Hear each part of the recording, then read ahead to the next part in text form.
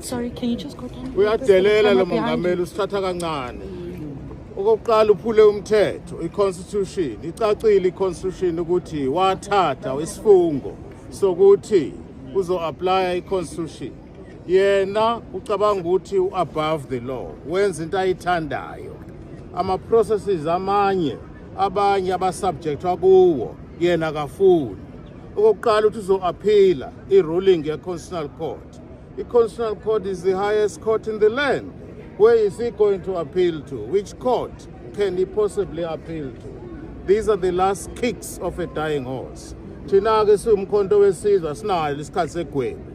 Thina asikwazi ibhece thina. Sangizokwazi ibhece la.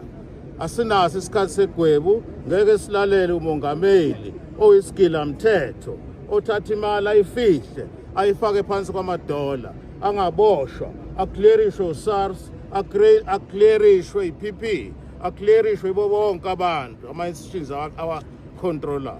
Thina-ke besizovela ukudebate la, kodwa-ke kucacile ukuthi speaker sihambisana no-ANC yaso, asikho fair ispeaker. Thina-ke siphumile-ke namanye ama-leaders, i-Progressive Caucus, niyawabona nanku, UAT ila, kube i-ATM, ne-EFF, siphelele sonke la. Sithi asibhedelwa thina. La ekhuluma khona umongameli, we will make sure ukuthi akazukwazi ukusi-addressa until azahambe. Idemand yethu singaphume esihlalweni mongameli. Ngiyaphela. Welcome to Inside Central. Welcome to our channel. Xirhokulu xa vandla ra MK Party loyi a tivekaka hi vito ra John Hlophe a tirhisa marito ya yena ku kombisa leswaku kulukumba Cyril Ramaphosa a va fanelanga ku va xitulweni xo rhangela tiko ene vanhu a va ha ri na tshembo aka vurhangeri bya yena. Leswi swi ta andzhaku ka loko khotokulu ya milawu ya laha tikweni yi kombise leswaku kulukumba Cyril Ramaphosa va fane va hlangana na impeachment.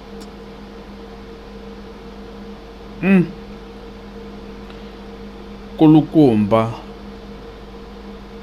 Judge Hlophe va vula leswaku vurhangeri bya kulukumba Cyril Ramaphosa a hi byona lebyi vanhu va laha tikweni va nga byi langutela, ene maendlelo ma yena kulukumba Cyril Ramaphosa i ku tekela vanhu va laha tikweni ehansi,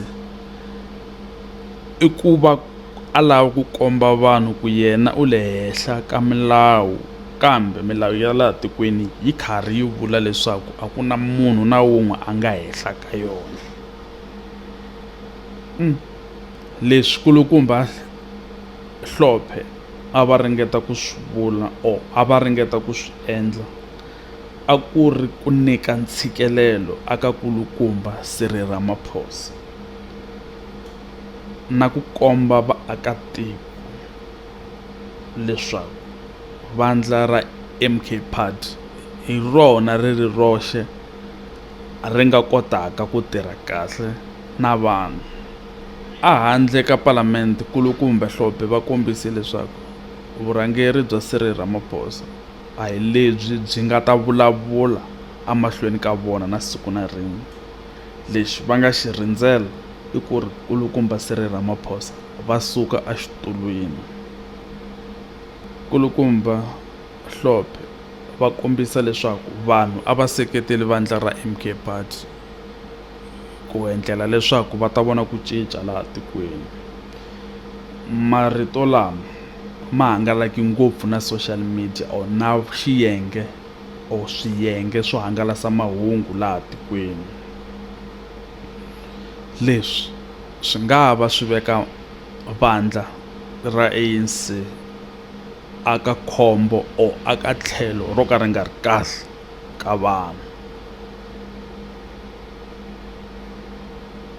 Kambe hi tlhelo ra tipolitiki swi nga va swi nyika vandla ra MK Party xiyimo xa kahle xa ntshembo aka vanhu. hi ku kulukumba Hlophe lexi va xi endlaku i ku endla leswaku vanhu va tiko va kwatela or ku hlundzukela kulukumba Cyril Ramaphosa na vandla leri fumaka ra ANC. Kulukumba Hlophe ve le ku soleni ka kulukumba Cyril Ramaphosa hi matimba, leswi swi veka vandla ra MK Party or swi nga veka vandla ra MK Party a tibukwini to basa aka vaakatiko va laha tikweni.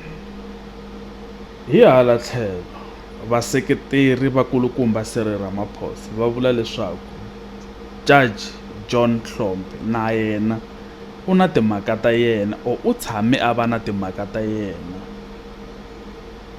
leswi swi va komba leswaku mhaka leyi a hi vulavulaku ko va tipolitiki a hi ku rhangela or a hi ku lava ku kombisa tiko ku u ta ri tirhela. Va kombisa leswaku marito ya John Hlophe a ku nga ri ku sola ntsena kambe a ku ri nyimpi ya tipolitiki exikarhi ka MK Party na vurhangeri bya ANC ehansi ka kulukumba Cyril Ramaphosa. Leswi swi hi veka kwihi tanihi tiko ra South Africa? Swi veka kwihi tipolitiki ta laha tikweni? Xana Judge Hlophe va right hi mhaka leyi kumbe ku na swin'wanyana hi nga swi tiviku? Ni kombela mi commenta mi nyika mavonelo ma n'wina hi ku kulukumba Cyril Ramaphosa mi vona va enerile ku khoma xitulu lexi va nga xi khoma na. Tanko. Can you please assist the members to get out of the house? Honorable members, use force with ringing. we have got only one item on the agenda, and that's the question addressed to the President. Parties have given an indication on which questions their members wish to pose supplementary questions. Adequate notices was given to parties for this purpose. The members who will pose supplementary questions will be recognized by the presiding officer. In allocating opportunities for supplementary questions, the principle of fairness, among others, has been applied. When all the supplementary questions have been answered by the President, we will proceed to the next question on the order paper. First questions to the President has been asked by Honorable M. Tuli.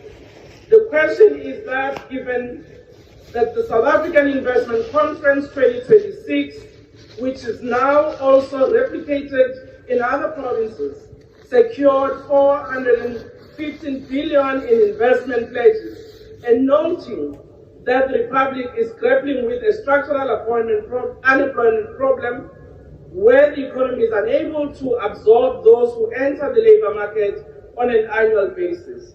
What is the envisaged growth in employment that is anticipated investment will bring within the medium to the long term? Honorable President, you can take the podium or answer from your seat if you want to.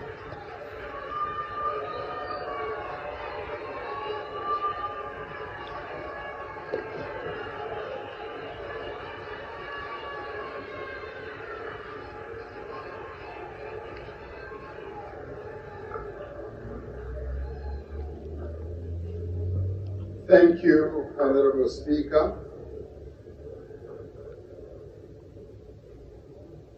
Madam Speaker, honorable members, as I begin, I would ask that we remember those who have lost their lives, their homes and their livelihoods to the severe flooding that our country has been facing in the past. Uyadelela lo mongameli usithatha kancane.